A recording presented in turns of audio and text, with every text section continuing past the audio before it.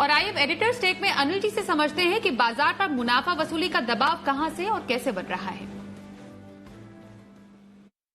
दुनिया भर के बाजारों की कमजोरी का असर भारतीय बाजार में आज हफ्ते के आखिरी दिन और अक्टूबर सीरीज के पहले दिन देखने को मिला। कमजोर शुरुआत होना तय था, लेकिन उतनी कमजोरी के साथ खुले नहीं जितना डर था।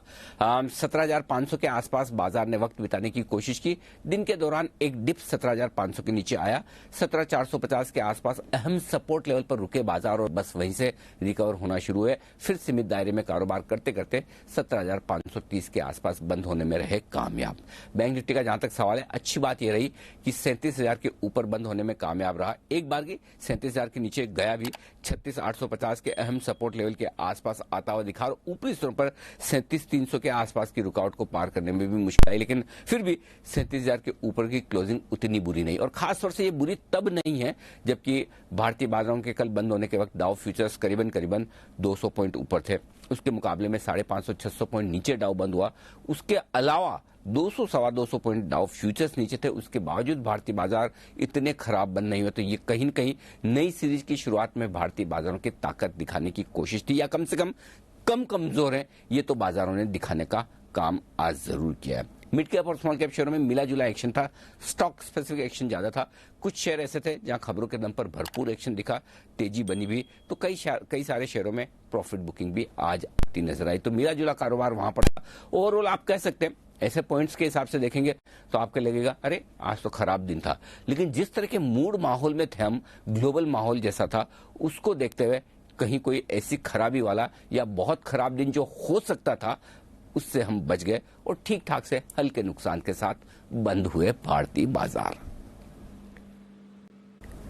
सोमवार को जब हम खुलेंगे तो हमारे सामने अमेरिका से संकेत होंगे जो कि कमजोरी के दिख रहे हैं। 225 पॉइंट नीचे डाउ फ्यूचर्स है, लेकिन अब कह नहीं सकते कि अमेरिका में होगा क्या, क्योंकि कल भी ऐसा ही हुआ। मजबूती के संकेत थे, हो गए बड़े कमजोर। तो अगर आज उम्मीद करें कमजोरी के संकेतों के बावजूद अगर अमेरिकी बाजार संभल जाए जिसले सुरों से और रिकवर होकर बंद हो तो सोमवार की सुबह हमारे लिए बेहतर हो सकती है। नजर रखेंगे डाउ फ्यूचर्स पर भी। सपोर्ट लेवल के आसपास है बाजार हमारे यहाँ। अगर आप सपोर्ट की बात करें तो 17,325 17,400 की रेंज मजबूत सपोर्ट है। उसके पहले 17,450 जो कल आज जो हमने लो देखा वो सोमवार के लिए भी सपोर्ट का काम करेगा। ऊपरी स्तरों पर 17,600 को पार करने के बाद ही ताकत का पहला अंदाजा बनेगा। 600-625 हल्की रुकावट का लेवल है। उसके पार निकले तो 17,700 17,750 अगले 1-2 दिनों के लिए वो लेवल है जिस पर आपको निफ्टी पर रखनी है नजर। अब आइए बैंक निफ्टी 36,675 36,850 ये बैंक निफ्टी के लिए मजबूत सपोर्ट है सोमवार के लिए। और ऊपरी स्तरों पर 37,400 से 37,700 की वो रेंजेज जहां पर जाकर बैंक निफ्टी आपको रुकता अटकता नजर आएगा। तो दोनों तरफ के ट्रेड के मौके आपको आगे और मिल सकते हैं। मिड कैप और स्मॉल कैप शेयरों में भी चुनिंदा एक्शन दोनों तरफ का मिलेगा।